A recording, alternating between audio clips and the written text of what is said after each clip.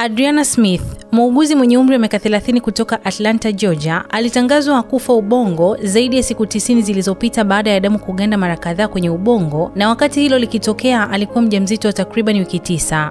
Kutokana na sheria ya mapigo ya moyo ya jimbo la Georgia ambayo hairuhusu mimba kuondolewa mara tu mapigo ya moyo ya mtoto yanaposikika, ambapo kwa kawaida ni wiki 6, madaktari walilazimika kuendelea kumweka kwenye mashine za kumsaidia kuishi hadi mtoto atakapokuwa na uwezo wa kuishi nje ya tumbo.